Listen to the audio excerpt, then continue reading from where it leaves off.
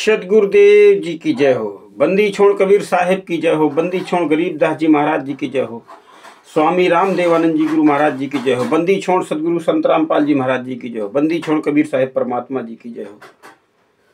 सर्व संतों की जय, सर्व भक्तों की जय, धर्मी पुरुषों की जय, श्री काशी धाम की जय, श्री छुड़ानी धाम की जय, श्री करौथा धाम की जय, श्री बरवाला धाम की जय। सत साहिब। गुरुर ब्रह्मा गुरुर विष्णु गुरुर्देव महेश्वरा गुरुर साक्षात् पारब्रह्म तस्मै श्री गुरुवे नमः।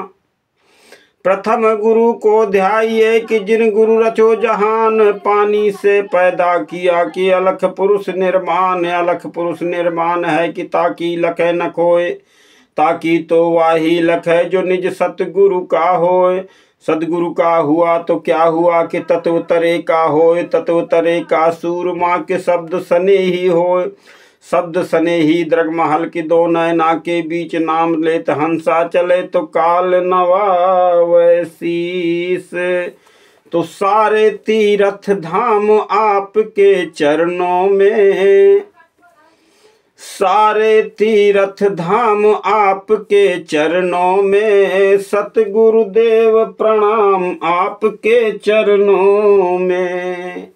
कि भाई सारे तीर्थ धाम आपके चरणों में। सतगुरुदेव प्रणाम आपके चरणों में। कोटि कोटि प्रणाम आपके चरणों में। कि भाई सारे तीर्थ धाम आपके चरणों में। परम पूज्य सतगुरुदेव जी की चरण वंदना करते हुए मैं महर्षि वामदेव की तपोभूमि से, विराटपुरी बांदा से मैं राकेश कुमार वर्मा अपने परम पूज्य सतगुरुदेव जी के साथ हुए षड्यंत्र को इस ज्ञान अमृत षड्यंत्र के विष नामक पुस्तक के माध्यम से अपने आंदोलनकारी भाई बहनों को सत्साहिब करते हुए आपकी सेवा में, आपके सबके पीछे ये तुच्छदास अपने उन भाई बहनों को जगाने के लिए पुनः उपस्थित है। नित्य की भांति नित्य परमात्मा की इस पुस्तक के माध्यम से चर्चा करते हैं हमारे आंदोलनकारी भाई बहन, उनके पीछे मैं भी लगा हूँ। तो ज्ञान अमृत षड्यंत्र का विष नामक पुस्तक में हमारे परम पूज्य सतगुरुदेव जी के साथ जो बरवाला कांड की घटना करवाई गई गुरु गद्दार राष्ट्रीय समाज सेवा समिति के गुंडों के द्वारा, फर्जी नामदान संचालकों के द्वारा और फर्जी कोऑर्डिनेटरों के द्वारा, चूंकि षड्यंत्र हमारे सतगुरुदेव जी के परिवार वालों ने ही किया। इस बरवाला घटना का मास्टरमाइंड गुरु जी का सगा भाई महेंद्र उर्फ मोहनलाल है। ये शुरू से ही परम पूज्य सतगुरुदेव जी से बहुत ईर्ष्या करता था, सारे परिवार के ही ईर्ष्या करते थे। और परमात्मा ने तो 1997 में ही अपना परिवार त्याग दिया था, 94 में हो या 97 में हो, तो परिवार को त्याग करके परमात्मा जन साधारण को यह तत्व ज्ञान देने के लिए परमात्मा घर घर जाकर के ज्योति पाठ करवाते थे। और धीरे धीरे क्योंकि उनको सद्भक्ति से उन पुण्यात्माओं को लाभ होने लगा तो संगत धीरे धीरे गुरु जी के साथ हो चली।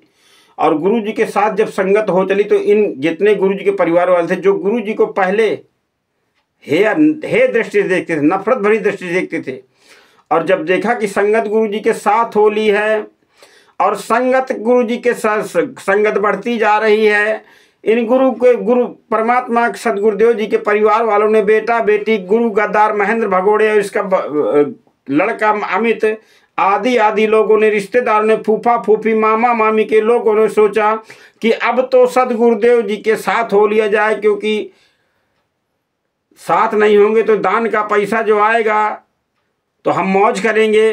तो फिर ये गुरु जी के साथ पीछे हो लिए सारे लोग, गुरु जी के परिवार वाले जो कल गुरु जी को नफरत भरी दृष्टि से देखते थे, अचानक गुरु जी के शिष्य बन गए, गुरु जी की सेवा में लग गए। और जो ओरिजिनल भगत थे गुरु जी की सेवा के, उनको धीरे धीरे किनारे करने लगे। गुरु जी तो आश्रम बनाने के पक्ष में भी नहीं थे। गुरु जी ने मुख कमल से कहा कि आश्रम तो संत की जान के दुश्मन होते हैं। पुण्यात्माओं विचार करो परमात्मा के इन वचनों पर। परमात्मा ने इस स्थिति को उस समय हमको संकेत दे दिया कि आश्रम तो संतों की जान के दुश्मन होते हैं। परमात्मा तो नगर नगर जा करके इस तत्व ज्ञान का प्रचार किया, बड़े बड़े प्रोजेक्टर लगा करके, और जब संगत गुरु जी के बढ़ने लगी, दिन दूनी रात चौगनी बढ़ने लगी, तो गुरु गद्दार महेंद्र भगोड़े के अंदर षड्यंत्र का खरपतवार उत्पन्न हो गया। करौथा आश्रम गुरु जी के नाम से वहाँ पर बना दिया गया और वहीं पर षड्यंत्र करके आर्य समाजियों से मिल करके षड्यंत्र करवा करके गुरु जी को 22 महीने जेल में रखा गया। 22 महीने के दौरान की गुरु जी के परिवार वाले ने किसी ने गुरु जी की जमानत नहीं करवाई। सर्वविदित है कि परमेश्वर की जमानत सदगुरुदेव जी की पर्सनल बांड निजी बंध पत्र पर हुई। इस पुस्तक में माननीय वकील साहब शशि भूषण दास जी, जो इस पुस्तक के राइटर हैं, लेखक हैं, उन्होंने इस पुस्तक में इस बात का सबूत सहित खुलासा किया हुआ है। और इस पुस्तक को मंगवाने का नंबर मैं आपको बता दूं, 9931592093। इस पुस्तक को मंगवाने का नंबर है। जो मंगवा लेगा अपने गुरु जी के लिए सच्चाई जानने के लिए, जिसकी आत्मा अपने गुरु जी के लिए तड़पती होगी, वो जरूर इस पुस्तक को मंगवाएगा और पढ़ेगा और गुरु गद्दारों के झांसे में नहीं आएगा। परमेश्वर संत रामपाल जी महाराज जी कहते हैं कि जब जागो तभी सवेरा। अब संगत तो जान चुकी है, इनका सारा कुछ खुलासा हो चुका है, लेकिन अब वो वहां पर ये फैसला नहीं ले पा रहे कि अब हम जाएं तो कहां जाएं, कहां जाएं हम। अरे आप इस पुस्तक को मंगवाइए, ज्ञान अमृत षड्यंत्र के विष को। और जिस तरह के आंदोलनकारी भाई बहन प्रयास कर रहे हैं ऐसे वीडियो बना करके इनके सामने आइए, कुछ नहीं करेंगे आपका। ये आप इस पुस्तक को हाथ में लिया और वीडियो बनाकर पूरी दुनिया के सामने डाला, ये आपका सामना नहीं कर पाएंगे, ये बिल्कुल सत्कर मान लीजिएगा। क्योंकि ज्ञान अमृत षड्यंत्र का विश्व वो अध्यात्म ज्ञान का गोला है और इन षड्यंत्रकारियों के सबूत सहित खुलासा है। इसमें इतने सबूत माननीय वकील साहब ने इसमें किए हैं। कोर्ट की फाइल साथ में इसमें संलग्न की गई है। माननीय न्यायाधीश महोदय का फैसला इसमें संलग्न किया गया है। अब काहे की दिक्कत है? अब तो ये निरुत्तर है, इनके पास कोई जवाब नहीं है, क्योंकि इन्हीं गुरु गद्दारों ने 5 महिला एक बच्चे की हत्या आश्रम के अंदर बांस के डंडों से पीट करके की है। संगत को बताया कि पुलिस के आंसू के गैस के गोलों से उनकी मृत्यु हुई है, जबकि पोस्टमार्टम रिपोर्ट में स्पष्ट हुआ है कि उनके खोपड़ी में टाँके हैं, किसी की पसली टूटी है, किसी के कहीं पर टाँके हैं, किसी के कहीं पर चोट है। लेकिन इन गुरु गद्दारों ने लालचवश या डरवश उन जिनके परिवार के लोग मरे हैं उनको लालच से या डरवश हॉस्टल करा के कोर्ट के अंदर बयान बदला दिया और उनसे को माननीय न्यायाधीश महोदय के सामने कहला दिया कि आश्रम के अंदर कोई बंधक नहीं था। ये जो लोग 5 लोग महिला एक बच्चे की हत्या हुई है वो आंसू गैस के गोले से हुई है। आप पढ़ेंगे इस पुस्तक में तब आपको पता चलेगा कि कितने बड़े कसाई हैं। इन्होंने एक नौनिहाल बच्चे को, 10 माह के बच्चे को भी नहीं छोड़ा। इतने कसाई हैं ये। तो भगत भाइयों, जाग जाइए, जागने का समय आ चुका है और इन गुरु गद्दारों को घसीट करके कानून के हवाले करने का भी समय आ गया है। ये मान लीजिए जिस दिन संगत जाग जाएगी तो आपके सदगुरुदेव जी किसी की हिम्मत नहीं है कि आपके सदगुरुदेव जी को जेल में रख पाए। ये सत्कर मान लीजिए, हमारे परम पूज्य सदगुरुदेव जी तो निर्दोष है। माननीय वकील साहब कितना जबरदस्त प्रयास किया, कितना समय इस पुस्तक में, जो एक एक अक्षर, पुस्तक लिखना कोई बालकों का खेल नहीं है। बहुत सी बारीकियों को जांचना परखना पड़ता है। बड़ा लंबा समय में लिख करके उन्होंने एक एक पॉइंट पुस्तक के माध्यम से दर्शाना, क्योंकि जरा जरा में तो लोग आपत्ति लगा देते हैं। लेकिन परमेश्वर की दया से ज्ञान अमृत षड्यंत्र के विष में सारा खुलासा कर दिया। इनकी धज्जियां उड़ा दी हैं वकील साहब ने, और पवन कुमार यादव की भी धज्जियां उड़ चुकी हैं, जो ये बीच बीच में कभी साध संगति हैं, कभी महाविनाश की चेतावनी हैं, कभी मानव धर्मी हैं, कभी कहता है कि जो त्रिकाल संध्या करेगा वही बचेगा, बाकी का नाश हो जाएगा, बाकी दुनिया खत्म हो जाएगी। जो साध संगति के माध्यम से त्रिकाल संध्या करते हैं वही बचेंगे। कभी ये डिबेट के लिए कर देता है कि मैं डिबेट के लिए तैयार हूँ, मैं संत रामपाल जी महाराज जी का शिष्य हूँ, मैं डिबेट करने के लिए तैयार हूँ। जबकि सदगुरुदेव जी ने अपनी अमृत वाणी में कहा कि हरिजन तो हारा भला जीतन दे संसार, हारा तो हरिसो मिले जीता एम की लार। सदगुरुदेव जी ने कब इसको कह दिया कि जाके डिबेट करना? ये तो एक बहुत ही जो है ना एक नंबर का धोखेबाज व्यक्ति है। पता नहीं कैसे संगति इसके साथ लगी हुई है, और जिसके साथ ये लगता है ये बहुत ऐसा विश्वासघाती व्यक्ति, उसका धन लूटता है और उन्हीं के दान पाठ के पैसे से मौज कर रहा है, मौज मार रहा है। तो भगत भाइयों जागिए और पवन कुमार यादव, संजय राय और गुरु गद्दा राष्ट्रीय समाज सेवा समिति के फर्जी नामदान संचालकों से बचिए और ज्ञान अमृत सैनिक का विष नामक पुस्तक मंगवाइए, इसका अध्ययन कीजिए और मोबाइल के माध्यम से आ जाइए मैदान में, इनकी धज्जियां इनका खुलासा करिए पूरी दुनिया में। इन्होंने हमारे परम पूज्य सदगुरुदेव जी को डबल उम्र कैद करवाया है। तो आइए, एक सूरदास जी की वाणी है,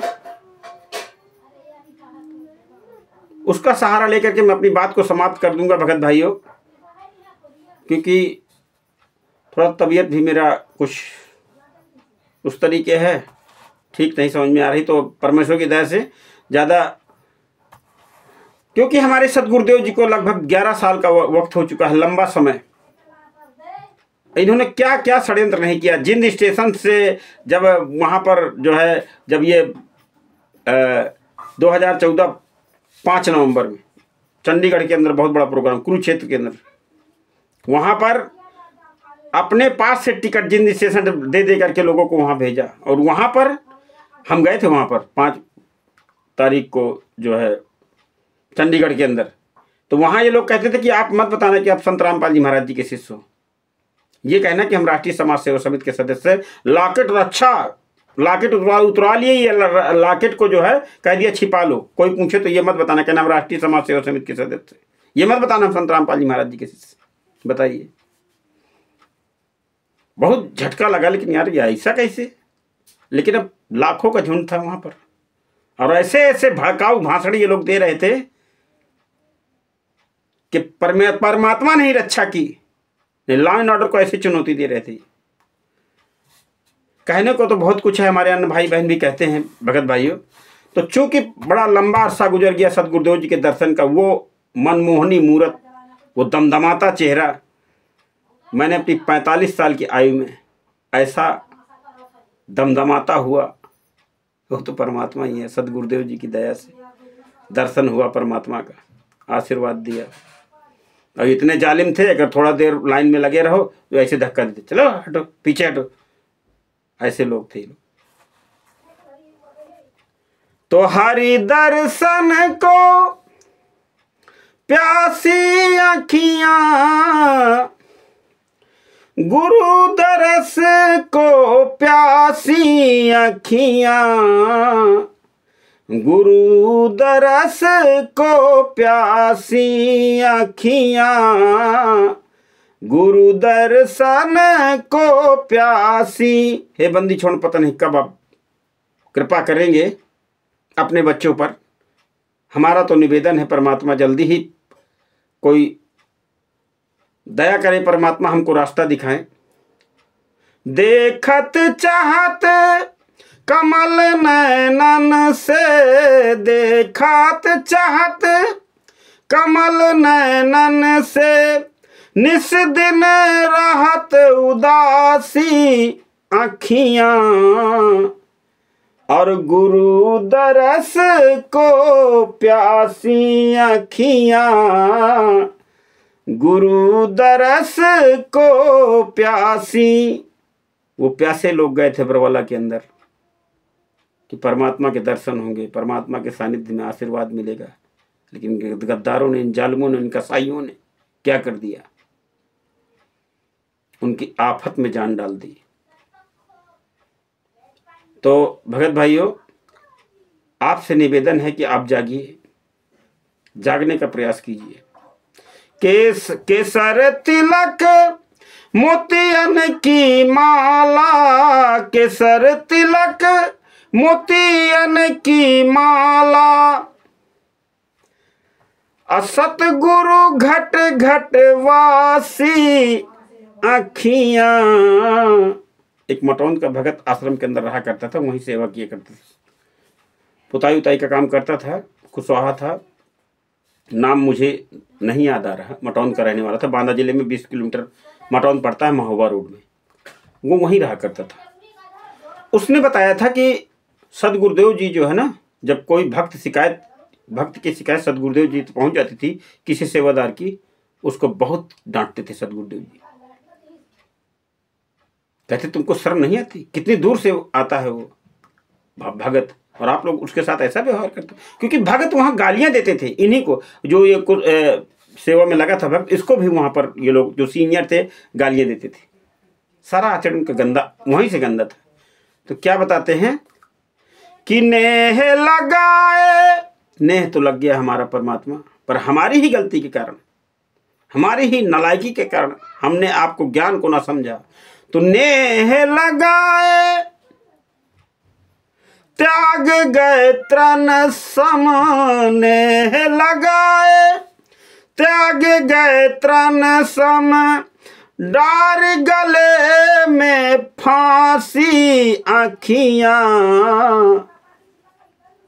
हे परमेश्वर, आपके दर्शन के लिए गए थे वहां बेकसूर लोग, और डार गले में फांसी, उनकी आफत में जान पड़ गई इन गुरु गद्दार जालिमों ने, कसाईयों ने। परमात्मा आपकी संगत के साथ कितना गहर डाया, और आप कितने दुखी नहीं थे। आपने तो बताया है कि मुझे बहुत अफसोस दुख है, लेकिन चूंकि जब आपको ही ये लोग बंधक बनाए हुए थे, ये जालिम इतने कसाई है, जब इनको 10 महीने बच्चे के ऊपर, क्यों कहते हैं बच्चे भगवान का रूप होते हैं, उन पर इनको दया नहीं आई, तो फिर इससे आगे क्या बात हो सकती है। तो आइए, डार गले में फांसी आँखियां, हरि दरस को प्यासी, काहू के मन को जानत नैया, काहू के मन कोई जानत नैया। हम तो उनको समझते थे कि हमारे गुरुजी के सेवादार हैं, हमारे गुरुजी के सेवादार हैं, हमारे गुरुजी के मतलब अंगरक्षक हैं, हमारे गुरुजी की सेवा करते हैं, हमारे गुरुजी के परिवार वाले हैं।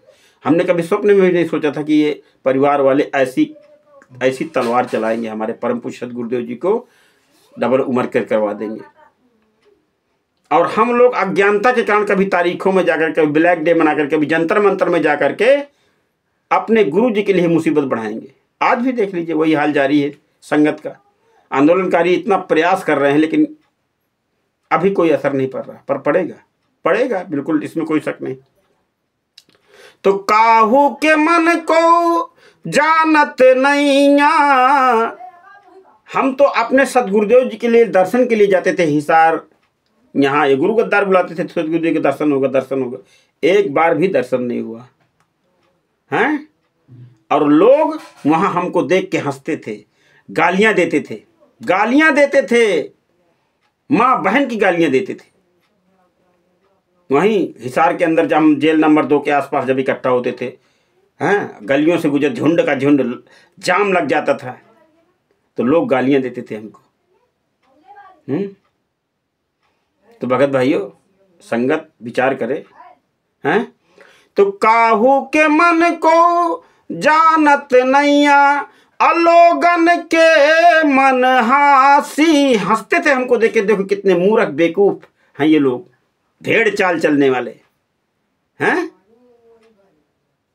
ये कहते हैं हम अनुयायी हैं संत रामपाल जी महाराज, इनको लॉ एंड ऑर्डर का सम्मान करना नहीं आता, जबकि हमारे गुरु जी ने कहा था कि कानून का पालन करना है, कानून के हिसाब से हमें आगे बढ़ना है। लेकिन हमने अपने गुरु की मानी कहाँ।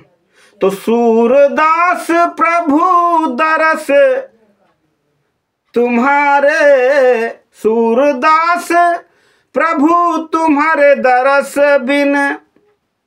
परमात्मा ने बताया था कि काशी करौत कहे लेते हैं। परमेश्वर इस सत्संग के माध्यम से बताया था कि इन जालिमों ने ये फैला दिया कि भाई करौत आता है भगवान की तरफ से, और उसमें क्योंकि वहाँ पर इनके लिए सरदर्द बने, तो इन्होंने कहा कि माँ बाप को यहाँ छोड़ दीजिए, पैसा आप दे दीजिए, तो पैसे के माध्यम से सारा कुछ होता रहेगा।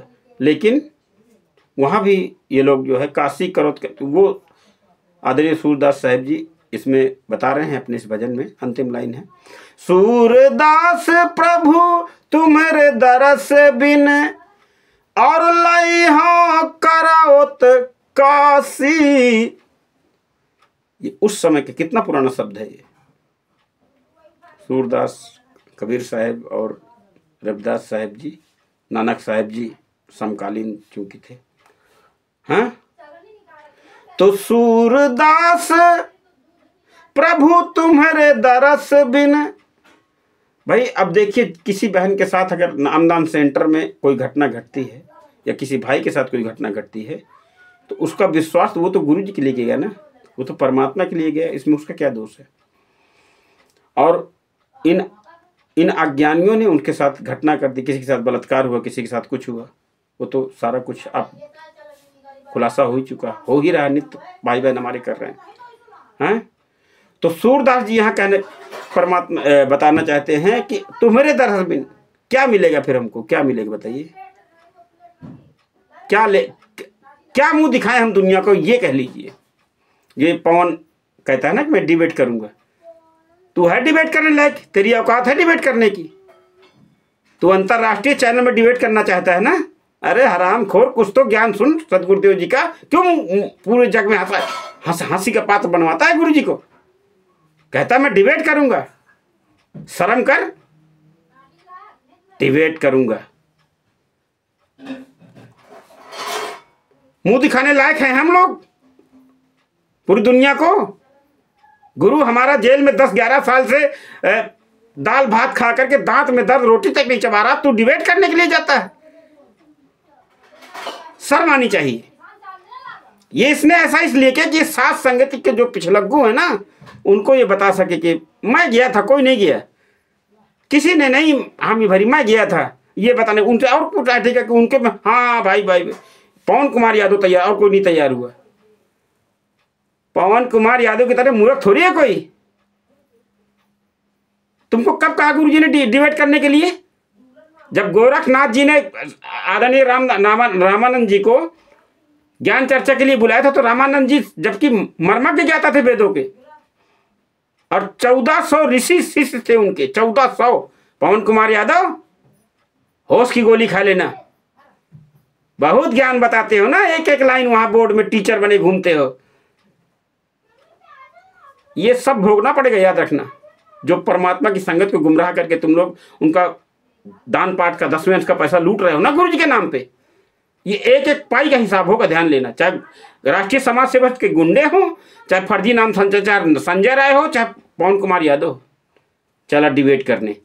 तू बता, राष्ट्रीय चैनल में तू डिबेट करेगा, अगर तेरे से वहां पूछ लिया जाएगा कि तू ये सिद्ध कर दे कि मैं संत रामपाल जी महाराज जी का शिष्य हूं, है तो रही औकात, सिद्ध कर दोगे? इन फर्जी नामदान फार्मों से सिद्ध कर देंगे आप कि मैं संत रामपाल जी महाराज जी का शिष्य हूं? कोई दस्तखत है यहाँ पर, कहीं साइन है? 2-2 पते हैं इसमें आश्रम के।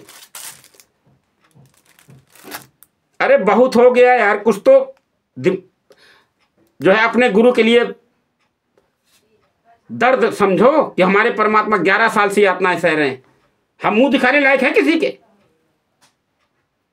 कि डिबेट में उनके सामने बैठ सके? हमें तो चुल्लू पर पानी में डूब मरना चाहिए और डिबेट करने चले।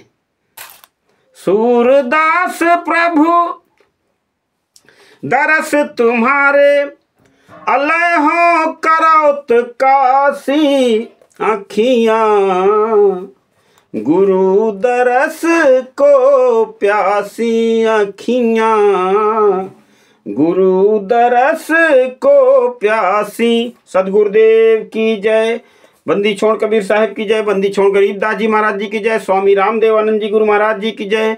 बंदी छोड़ सदगुरु रामपाल जी महाराज जी की जय। हे परमात्मा परमेश्वर दीन बंधु दीनानाथ, आपकी संगत है मालिक, दया करें परमात्मा, सद्बुद्धि दें सभी को, ताकि आपकी संगत इन गद्दारों के चुंगल से निकल सके और आंदोलनकारियों की इस पुस्तक के माध्यम से किए गए प्रयास को समझ सके।